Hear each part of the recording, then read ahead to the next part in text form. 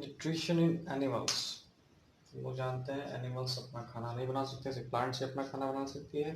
तो animals can not prepare their on food like plants. Plants के जैसे वो खाना नहीं बना सकती है। दे डिपेंड, किस पे डिपेंड होते हैं? On plants. ठीक है, आइदर डायरेक्टली और इनडायरेक्टली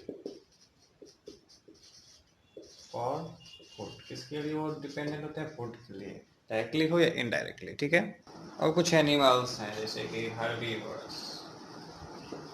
हर्बीवर्स किस तरह के एनिमल्स हैं? जो ग्रास खाते हैं। ठीक है, तो grass eating, grass eater, grass eater कर लो। ठीक है, ग्रास ईटर एनिमल। एग्जाम्पल पे क्या हो जाएगा? काउ, गोट, बुफेलो वगैरह वगैरह। फिर आते हैं कार्निवोरस। कार्निवोरस ये फ्लैश ईटिंग एनिमल्स होते हैं। Flesh eating, flesh eater. ठीक है, तो फ्लैश ईटर में किसको खाते हैं? इसको ही खाते हैं। तो फ्लैश ईटर में किसको खाते हैं? हर्बीवर्स को खाते हैं। तो एग्जाम्पल क्या हो गया हमारा इसका? Lion, tiger.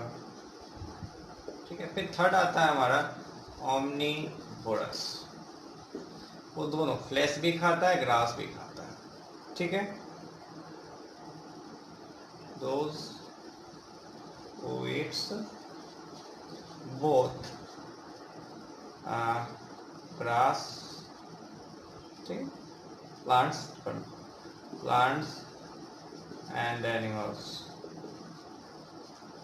एग्जाम्पल पता है आपको? बियर होगा और ह्यूमन होगा। ठीक है, ये 3 टाइप्स ऑफ एनिमल्स हमारे पास होते हैं इस वर्ल्ड में। जितने भी एनिमल्स होते हैं सबको न्यूट्रिशन चाहिए, खाएंगे तो वो फिर काम करने होगा, जो अलग अलग जो भी एक्टिविटी वो कर सकते हैं। तो ईच एंड एवरी एनिमल्स, ठीक है, एक्वायर फूड, खाना वो ढूंढते हैं, खाते हैं। फॉर, इसके लिए, एनर्जी के लिए। एनर्जी उन्हें नहीं मिलेगी तो काम कैसे करेंगे?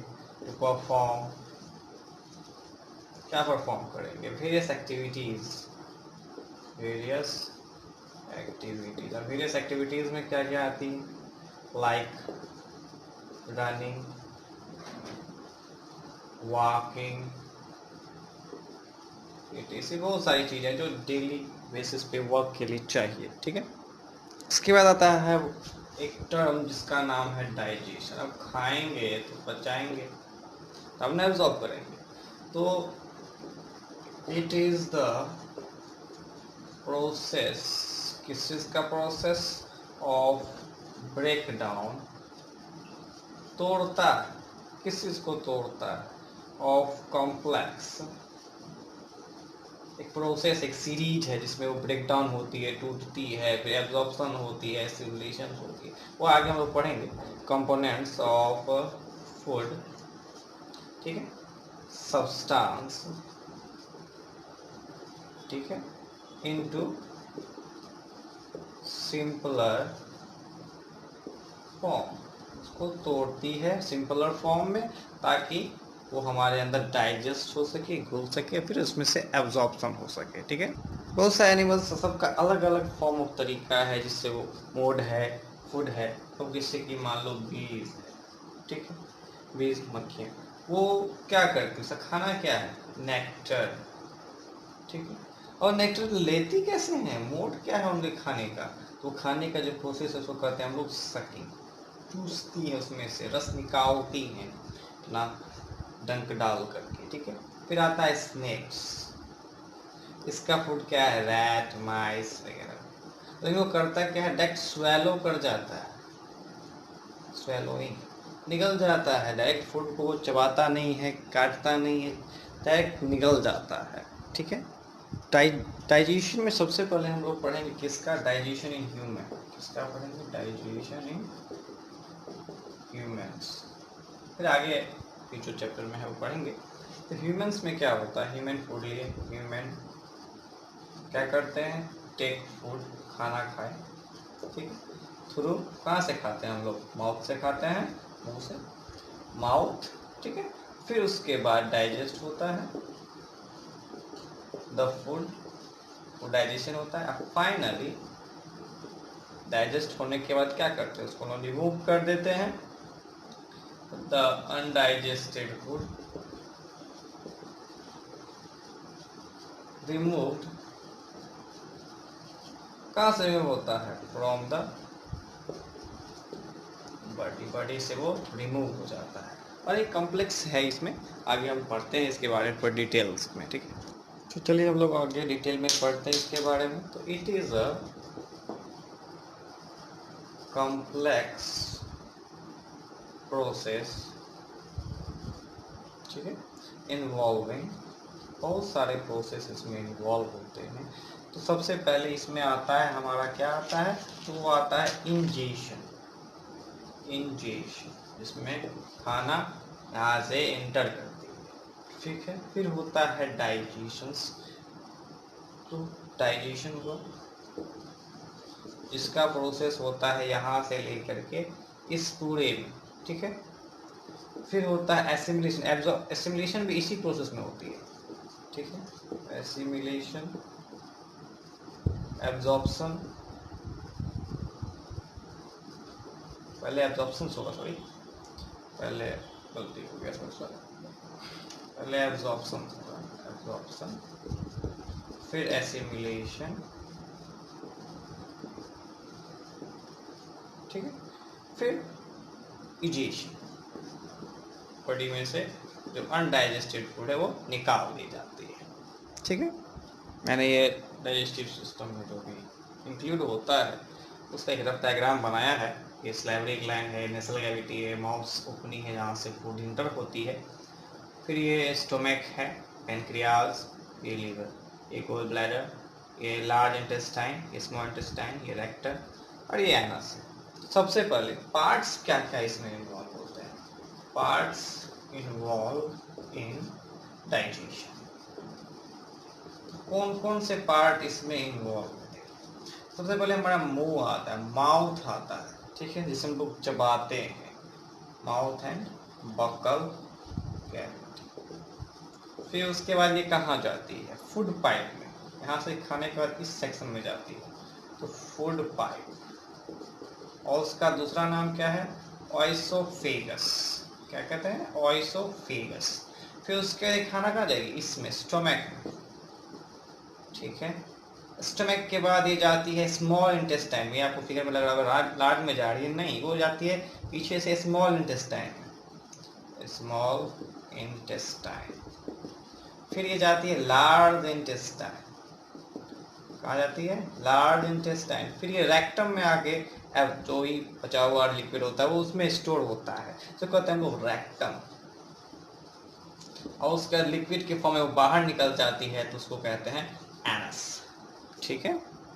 सबसे पहला टर्म क्या था हमारा, माउथ। तो माउथ जो है इसमें क्या क्या होता है, तो we take food from here, we take food from, यहाँ से फूड अंदर गया, उसके बाद क्या होता है, इंजेक्ट किया, इंजेशन इसी को कहते हैं, इंजेक्ट करना, ingestion. It is the process of taking food, खाना को लेने का तरीका को, into the body, into the body. तो इंजेक्ट किए, सुई देते हैं तो इंजेक्ट करते हैं उसके अंदर, तो यहाँ से फूड गई, तो वो प्रोसेस को कहते हैं हम लोग इंजेशन। अब मैंने बताया यहाँ पीछे में ग्लैंड होता है, उसको कहते हैं स्लैवरी ग्लैंड। तो स्लैवरी ग्लैंड क्या कहाँ होती है, हमारे माउथ में होती है, 3 पेयर्स में होती है, सैलिवरी ग्लैंड, BARY है, ठीक है। स्लैवरी ग्लैंड क्या है, ए ऑन आवर माउथ, ठीक है, हैज 3 पेयर्स ऑफ क्या, स्लैवरी ग्लैंड। बहुत इंपॉर्टेंट रोल होता है स्लैवरी ग्लैंड का हमारे माउथ में। दे सिक्रीट, क्या सिक्रीट करती है, सलाइवा, अब वो सलाइवा क्या करता है, सलाइवा एक्ट्स अपॉन स्टार्च, जो भी खाना हमने खाया है उस पर वो एक्ट करता है, मिलाने में वो हेल्प करता है, घुलने, ब्रेक डाउन इनटू शुगर्स। तो उसको तोड़ मोड़ के जो भी चबाते हैं वो चबाने में, निगलने में जो हेल्प करती है उसका नाम क्या है, स्लाइवा। देखते हैं कि टीथ मुंह में चला गया, स्लाइवा में उसको निगल गए, तो अब फिर टीथ से क्या करते हैं हम लोग, चबाते हैं। तो ये मैंने हाफ ऊपर का बनाया, तो चबाने का जो है ये देखो, तो सामने से हम लोग काटते हैं वो इंसीजर, फिर साइड से चीज पार्ट, कैनिंग, उसके बाद जो दो पैर आते हैं इधर, दो पैर इधर, उसको प्री मोलर, फिर तीन इधर, तो उसको मोलर। ये टीथ का एक टाइप है, मैंने हाफ बनाया है, अपर जॉ का बनाया है मैंने ये, ठीक है। इस तरीके के दांत जो हमारे मुंह में होते हैं चबाने के लिए, ठीक है।